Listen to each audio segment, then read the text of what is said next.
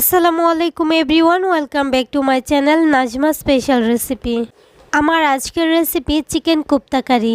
এই চিকেন কোপ্তা কারিটা তৈরি করার সময় অনেকেরই অনেক সমস্যা হয়। তার মধ্যে একটা হচ্ছে এই চিকেন বলগুলো রান্না করার সময় ভেঙে যায়। তাদের জন্য আমার আজকের রেসিপিতে রয়েছে অনেকগুলা টিপস। তাছাড়া ঘরে থাকা একদম সামান্য কিছু উপকরণ দিয়ে আমি এই রেসিপিটা তৈরি করেছি, আর দেখে নিশ্চয়ই বুঝতে পারছেন কতটা পারফেক্ট হয়েছে। মাশাআল্লাহ। আশা করছি আমার আজকের রেসিপি আপনাদের কাছে খুবই ভালো লাগবে আর সহজও লাগবে। যদি ভালো লাগে তাহলে প্লিজ চ্যানেলটাকে সাবস্ক্রাইব করে পাশে থাকা বেল আইকনটা অন করে দিবেন। তাহলে চলুন কথা না বাড়িয়ে শুরু করি আজকের নতুন রেসিপি।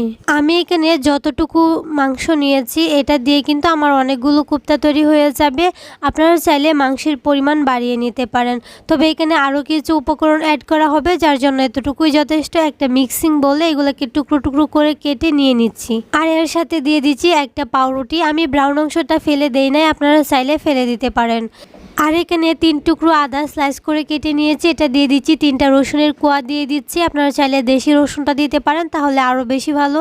আর এখানে আমি দিয়ে দিচ্ছি একটা পেঁয়াজ, 3টা কাঁচামরিচ দিয়ে এটাকে আমি ব্লেন্ড করে নিয়েছি। দেখেন এটাকে ব্লেন্ড করে নেওয়া হয়ে গেছে। এখন একটা বাটির মধ্যে আমি এটাকে রেখে দিচ্ছি। আমার যতটুকু কিমা হয়েছে এটা দিয়ে কিন্তু অনেকগুলা বল হয়ে যাবে। অবশ্যই এখানে পাউরুটি দিতে হবে। আমি এখানে 1 টেবিল চামচ বেসন দিয়ে দিচ্ছি। এই বেসনটাকে আগে থেকে আমি ভেজে নিয়েছি, অবশ্যই ভেজে নিতে হবে। আমি এখানে বেসনটা দিয়ে ভালোভাবে এটাকে মাখিয়ে নিয়েছি। চিকেন কোপ্তা কারি তৈরি করার সময়, চিকেন বলগুলো তৈরির সময় এই বেসন আর পাউরুটিগুলো যদি আপনি ইউজ করেন তাহলে কিন্তু এই কোপ্তাগুলো রান্না করার সময় ভেঙে যাওয়ার কোনো চান্স নেই। আর এখন সমস্ত উপকরণ একসাথে ভালোভাবে মিশিয়ে নিব। ভালোভাবে মেশানো হয়ে গেলে অল্প একটু তেল হাতে লাগিয়ে আমি এই বলগুলো তৈরি করে নিব। বলগুলো কিন্তু একদম স্মুথ হতে হবে। এই চিকেন কোপ্তাগুলো যে কোনো শেপে বানানো যায়। আপনারা চাইলে গুল বলের মতো, চাইলে কিন্তু বড়ার মতো বা কাবাবের মতো, আবার চাইলে একটু লম্বাটে করে বানাতে পারেন। সবগুলা চিকেন বল আমার তৈরি হয়ে গেছে, এটাকে একটা সাইডে রেখে দিচ্ছি। এখন আমি মিক্সার গ্রাইন্ডারটা নিয়েছি, যেটার মধ্যে আমি চিকেনটাকে পেস্ট করেছি। চিকেন কোপ্তা কারিটা তৈরি করার জন্য এখন আমি একটা মশলা রেডি করে নিচ্ছি। তার জন্য আমি এখানে দিয়ে দিচ্ছি 2 টেবিল চামচ কাঠবাদাম, দিয়ে দিচ্ছি আদা। এই আদাটাকে আমি 3 টুকরো করে কেটে নিয়েছি।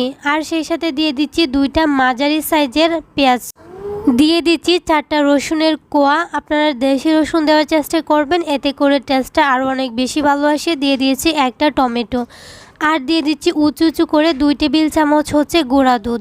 আমি টক দই এখানে ইউজ করব না, তার জন্য এখানে দিয়ে দিচ্ছি গুঁড়া দুধ। দিয়ে দিচ্ছি অল্প পরিমাণে পানি, 4-5টা কাঁচামরিচ।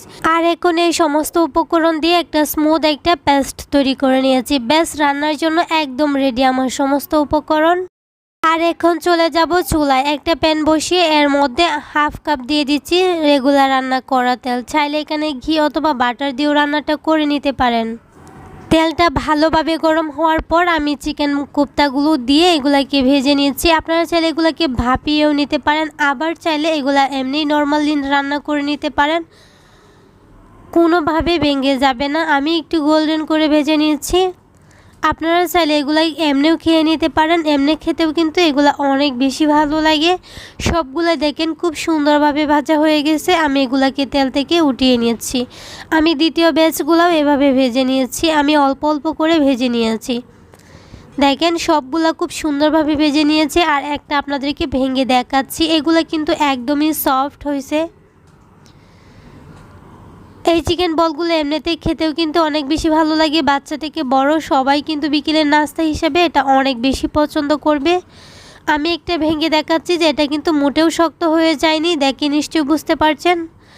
এখন চলে যাচ্ছি চুলায়। আমি এখন রান্নাটা করে নিব। প্রথমে এখানে আমি কিছু গরম মশলা অ্যাড করছি, আস্ত গরম মশলা। এই মশলাটাকে একটু হালকা ভেজে নিয়েছি। তারপর এখানে 2টা পেঁয়াজ কুচি করে দিয়ে দিচ্ছি। এখানে 2 টেবিল চামচ হবে। এই পেঁয়াজটাকে একটু ব্রাউন কালার করে ভেজে নিতে হবে, যাতে করে রান্নার পর এই পেঁয়াজটা আর আস্ত না থাকে, একদম গলে যায়। দেখেন পেঁয়াজটা কিন্তু একদম গোল্ডেন ব্রাউন কালার করে ভেজে নিয়েছি। এখন এখানে আগে থেকে যে পেস্টটা করে রেখেছিলাম মশলার, ওইটা দিয়ে দিচ্ছি। এই পেস্টটা যখন আমি ব্লেন্ডার করেছি তখন কিন্তু 1 চা চামচ লেবুর রস দিয়েছি। যারা এখানে টক দই দিবেন না তারা কিন্তু গুঁড়া দুধের সাথে অল্প একটু লেবুর রস দিয়ে দিবেন, এতে করে টক দইয়ের মতোই হয়ে যাবে আর খুব সুন্দর একটা ফ্লেভার আসবে। মশলাটা থেকে দেখেন তেলটা খুব সুন্দরভাবে ছেড়ে দিয়েছে। এখন এখানে কিছু গুঁড়া মশলা অ্যাড করব সুন্দর একটা কালারের জন্য। আমি এখানে স্বাদ মতো লবণ দিয়ে দিচ্ছি, হাফ চা চামচ দিয়ে দিচ্ছি মরিচের গুঁড়া, হাফ চা চামচ দিয়ে দিচ্ছি হলুদের গুঁড়া, হাফ চা চামচ দিয়ে দিচ্ছি ভাজা জিরার গুঁড়া, হাফ চা চামচ হচ্ছে গরম মশলা। এখন সমস্ত উপকরণ ভালোভাবে মিশিয়ে নিচ্ছি। আর গ্রেভিটা দেখে নিশ্চয়ই বুঝতে পারছেন কতটা সুন্দর হয়েছে, মাশাআল্লাহ।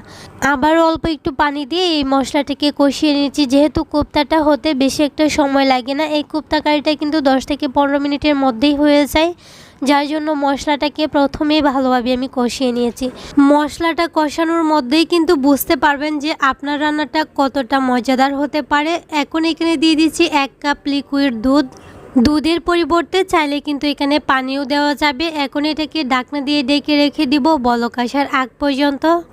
আর এখন হচ্ছে চিকেন কোপ্তাগুলো দিয়ে দিব, দিয়ে এটাকে রান্না করে নেব। প্রথমে হালকা একটু নেড়ে চেড়ে ঢাকনা দিয়ে ঢেকে 5 থেকে 6 মিনিটের মতো এটাকে রান্না করে নিচ্ছি। আর সেই সাথে আপনাদেরকে আবারও একটা রিকোয়েস্ট করছি, যারা আমার চ্যানেলটাতে আজকে নতুন আছেন, যদি আমার রেসিপি ভালো লাগে প্লিজ চ্যানেলটাকে সাবস্ক্রাইব করে পাশে থাকা বেল আইকনটা অন করে দিবেন। আর যারা অলরেডি এই কাজটা করেছেন তাদেরকে অসংখ্য ধন্যবাদ। আর দেখেন চিকেন কোপ্তাগুলো প্রায় হয়ে আসছে। আমি এটাকে একটু নেড়ে ছেড়ে দিচ্ছি, মাঝে মধ্যে কিন্তু নেড়ে ছেড়ে দিতে হবে যাতে নিচে না লেগে যায়, যেহেতু এখানে বাদাম দেওয়া আছে। রান্নাটার যখন প্রায় হয়ে আসছে তখন এখানে দিয়ে দিচ্ছি 1.5 টেবিল চামচের মতো ঘি। আপনারা চাইলে বাটার অয়েলও দিতে পারেন। একটু চিনি দিয়ে দিচ্ছি, হাফ চা চামচের মতো 3টা কাঁচামরিচ দিয়ে দিচ্ছি। আর সবগুলো উপকরণ দেওয়ার পর 5 মিনিটের মতো এটাকে বসিয়ে রেখেছিলাম, তারপর নামিয়ে নিচ্ছি। মাশাআল্লাহ, দেখে নিশ্চয়ই বুঝতে পারছেন কতটা পারফেক্ট হয়েছে। আর দেখেন চিকেন কোপ্তাগুলো একদম পারফেক্ট হয়েছে, একটাও কিন্তু ভেঙে যায় না। আর গ্রেভিটা দেখেন মাশাআল্লাহ। এটা যদি আপনি একবার বাসায় ট্রাই করেন, ছোটো বড় মেহমান আসলে মানে সবাই এত বেশি প্রশংসা করবে, অবশ্যই রেসিপি জানতে চাইবে। সবার কাছে সব উপকরণ থাকে না, তাই আমি একদম হাতের কাছে যেগুলা থাকে সেগুলা দিয়ে শেয়ার করার চেষ্টা করছি। আশা করছি আপনাদের কাছে খুবই ভালো লেগেছে। তাহলে আজকের রেসিপি এই পর্যন্তই। সবাই অনেক বেশি ভালো থাকবেন, সুস্থ থাকবেন। আল্লাহ হাফিজ, আসসালামু আলাইকুম।